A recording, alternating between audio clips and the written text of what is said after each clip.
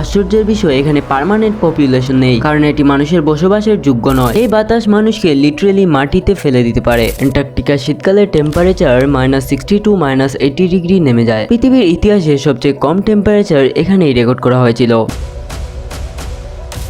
অনেকে মনে করে অ্যান্টার্কটিকা শুধু ফ্রোজেন ল্যান্ড, কিন্তু অবাক করা তথ্য হলো এর নিচে একটি ভলক্যানিক জোন আছে। মাউন্ট ইরেভাস পৃথিবীর সাউদার্ন মোস্ট অ্যাক্টিভ ভলক্যানো। এক মাস ফ্যামিলি থেকে দূরে, ইন্টারনেট লিমিটেড, বাইরে ডেথ লাইক সাইলেন্স।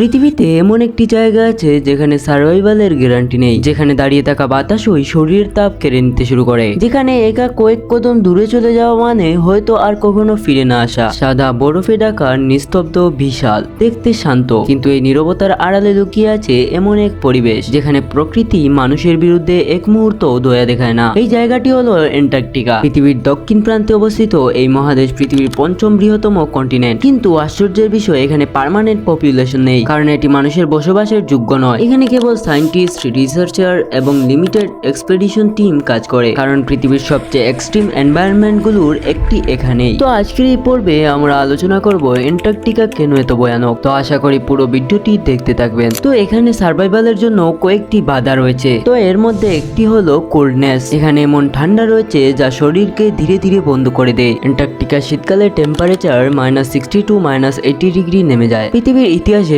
সবচেয়ে কম টেম্পারেচার এখানেই রেকর্ড করা হয়েছিল, যা ছিল -89 ডিগ্রি সেলসিয়াস। এই ঠান্ডায় মানুষের শরীর নর্মাল রিয়াকশন করতে পারে না। প্রথমে আঙ্গুল নাম্ব হয়ে যায়, তারপর স্কিন শক্ত হয়ে যায়, তারপর ফ্রস্টবাইট শুরু হয়। ফ্রস্টবাইট এমন একটি অবস্থা যেখানে শরীরের টিস্যু জমে যেতে থাকে। প্রথমে ব্যথা কম লাগে, কিন্তু পর টিস্যু ড্যামেজ পার্মানেন্ট হতে পারে। কিছু ক্ষেত্রে ফিঙ্গার্স বা টোস কেটে ফেলতে হয়। শুধু স্কিন নয়, লাঞ্চও ডেঞ্জারে পড়ে, কারণ খুব ঠান্ডা বাতাস ফুসফুসে ঢুকলে ব্রিথিং পেইনফুল হয়ে যায়। দ্বিতীয় কারণ হলো দ্য এক্সট্রিম ওয়াইন্ড। এখানের বাতাস সার্ভাইভালের শত্রু। অ্যান্টার্কটিকায় বাতাস শুধু ঠান্ডা নয়, এক্সট্রিম ভায়োলেন্ট। অনেক সময় ওয়াইন্ড স্পিড ঘন্টায় 200 কিলোমিটার ছাড়িয়ে যায়। এই বাতাসকে বলা হয় ক্যাটাবেটিক ওয়াইন্ড। উঁচু বরফের স্তর থেকে ঠান্ডা ভারী বাতাস নিচে নেমে আসে, যার ফলে ট্রিমেন্ডাস ফোর্স তৈরি হয়। এই বাতাস মানুষকে লিটারেলি মাটিতে ফেলে দিতে পারে। বরফের কণা বাতাসে ছুটে এসে শার্প পার্টিকেলের মতো আঘাত হানে, যার ফলে চোখ খোলা রাখা কঠিন হয়ে পড়ে। কিছু স্টেশনে সায়েন্টিস্টদের বিল্ডিং এর সাথে রোপ বেঁধে হাঁটতে হয়, কারণ কয়েক মিটার দূরত্বেও মানুষ পথ হারিয়ে ফেলতে পারে।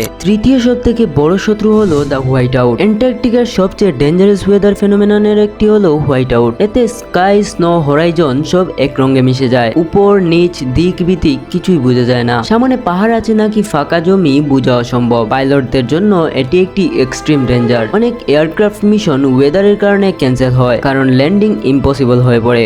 চতুর্থ এবং সব থেকে বড় সমস্যাগুলোর মধ্যে একটি হলো দ্য ডার্কনেস অফ 6 মান্থ। এখানে 6 মাস অন্ধকার থাকে। অ্যান্টার্কটিকায় বছরের এক অংশে সূর্য টানা কয়েক মাস উঠে না। ইমেজিন করো তুমি এমন জায়গায় বাস করছো যেখানে দিন নেই, কেবল অন্ধকারই অন্ধকার। মানুষের বায়োলজিক্যাল ক্লক ডিস্টার্ব হয়ে যায়, স্লিপ সাইকেল ব্রেক হয়ে যায়। অনেক সায়েন্টিস্ট রিপোর্ট করেছেন তারা সময়ের সেন্স হারিয়ে ফেলতেন। অনেকে মেন্টাল প্রেসার অনুভব করেন, কারণ বাইরে শুধু ডার্কনেস, স্নো, সাইলেন্স। একই এনভায়রনমেন্ট দিনের পর দিন ব্রেইনে প্রেসার তৈরি করে। সার্ভাইভালের জন্য এখানে পঞ্চম বাধা হলো ইনভিজিবল ট্র্যাপ আন্ডার দ্য আইস। অ্যান্টার্কটিকায় বরফের নিচে হাজার হাজার ক্রেবেজ আছে। এগুলো ডিপ ক্রেক। উপরে 3 স্নো লেয়ার দেখে সলিড মনে হলো নিচে 100 ফুট গভীর ফাঁকা থাকতে পারে। একজন এক্সপ্লোরার ভুল জায়গায় পা দিলে ইনস্ট্যান্টলি নিচে চলে যেতে পারে। এই কারণে এক্সপেডিশন টিম প্রব স্টিক ব্যবহার করে এবং রূপ কানেকশন ছাড়া ডেঞ্জারাস জোন ক্রস করে না।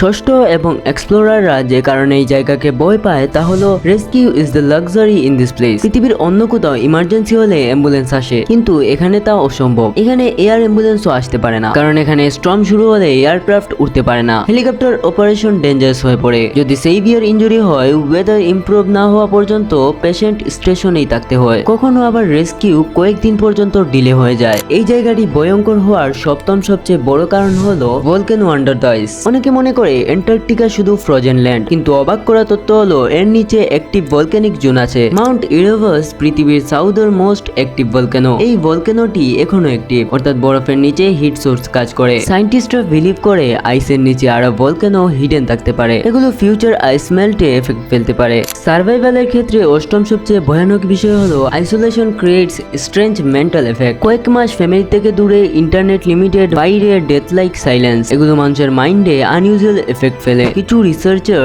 হ্যালুসিনেশন রিপোর্ট করেছেন, অর্থাৎ তারা হ্যালুসিনেশন ফিল করতেন। কেউ ডিস্টেন্স সাউন্ড শুনেছেন, আবার কেউ অনুভব করেছেন যেন কেউ নিয়ার বাই রয়েছে। এগুলো এক্সট্রিম আইসোলেশনের ফিজিওলজিক্যাল এফেক্ট। তো এতগুলো তথ্যের পর আশা করি আপনারা বুঝতে পেরেছেন এখানে সার্ভাইভ করা কতটা মুশকিল, কিন্তু এই অসম্ভব কাজকে সম্ভব করে দেখিয়েছিলেন নরওয়ের একজন এক্সপ্লোরার আর্নেস্ট শেকলটন। তাহলে চলুন ছোট্ট করে জেনে আসি অ্যান্টার্কটিকার সবচেয়ে অবিশ্বাস্য সার্ভাইভাল স্টোরি। ঘটনার সূত্রপাত 1914 সালে। পৃথিবীর সবচেয়ে বিপজ্জনক এবং বরফে ঢাকা মহাদেশ অ্যান্টার্কটিকার দিকে যাত্রা শুরু করেন অভিযাত্রী আর্নেস্ট শেকলটন এবং তার 27 জন সঙ্গী। তাদের লক্ষ্য ছিল বরফে ঢাকা এই মহাদেশ অতিক্রম করা, কিন্তু যাত্রার কিছুদিন পরেই তাদের জাহাজ এন্ডুরেন্স ঘন বরফের মধ্যে আটকে যায়। দিন যায়, সপ্তাহ যায়, তারপর মাস। বরফের চাপ এতটাই বেড়ে যায় যে এক সময় পুরো জাহাজ ভেঙে যেতে শুরু করে। অবশেষে তাদের জাহাজ ডুবে যায় বরফের নিচে। চারপাশে শুধু বরফ, হিমশীতল বাতাস আর হাজার কিলোমিটার দূরে সভ্যতা। এখন তাদের সামনে একটাই প্রশ্ন, কিভাবে বেঁচে ফিরবো এখান থেকে? শেকলটন সিদ্ধান্ত নিলেন কেউ হাল ছাড়বেন না। তারা বরফের উপর ক্যাম্প বানালেন। খাবার ছিল সীমিত। সিল আর পেঙ্গুইন শিকার করে তারা বেঁচে থাকতেন। মাসের পর মাস তারা বরফের উপর অপেক্ষা করেন। তবে যখন বরফ ভাঙতে শুরু করে তখন নতুন বিপদ তৈরি হয়। অবশেষে তারা ছোট ছোট লাইফ বোট নিয়ে বরফ ঠান্ডা সমুদ্র পাড়ি দেয়। উত্তাল ঢেউ,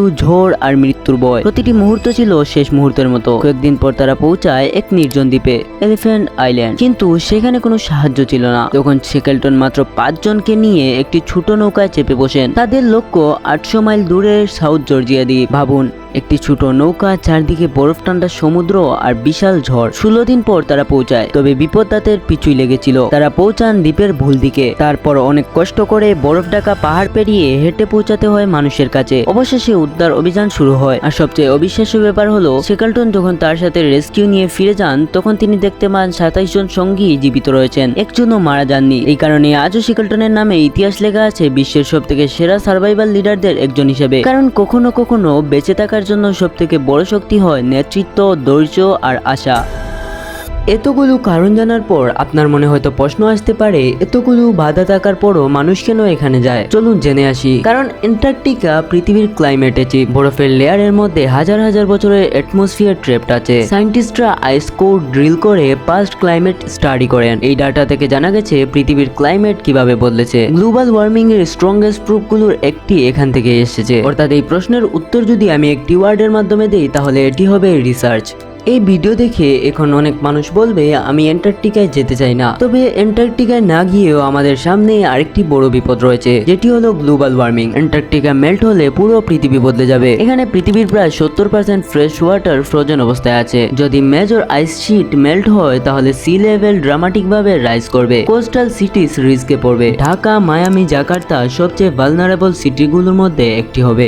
তো আফটার অল আমরা বলতে পারি অ্যান্টার্কটিকা পৃথিবীর সবচেয়ে সুন্দর নীরব স্থানগুলোর একটি, কিন্তু সেই সৌন্দর্যের নিচে লুকিয়ে আছে র ডেঞ্জার। এখানে প্রকৃতি মানুষকে এলাও করে কিন্তু কন্ট্রোল দেয় না। আর হয়তো এই কারণেই পৃথিবীর সবচেয়ে সাদা ভূমি সবচেয়ে ভয়ঙ্কর। তো আজকের ভিডিওটি কেমন লাগলো তা কমেন্টে জানিয়ে দাও। অবশ্যই জানাবেন আপনারা কি অ্যান্টার্কটিকায় যেতে চান। আর তার সাথে যদি আপনারা চান আর্নেস্ট শেকলটনের পুরো সার্ভাইভাল স্টোরি নিয়ে আমি একটি ভিডিও বানাই তাহলে কমেন্ট করে জানাবেন। এবং নেক্সট কি নিয়ে ভিডিও চাও তাও কমেন্টে জানিয়ে দাও। এবং ভিডিওটি ভালো লাগলে লাইক করে দিও এবং সাবস্ক্রাইব করতে ভুলো না। তো দেখা হচ্ছে পরের পর্বতে। ততক্ষণ পর্যন্ত ভালো থেকো। আল্লাহ হাফেজ।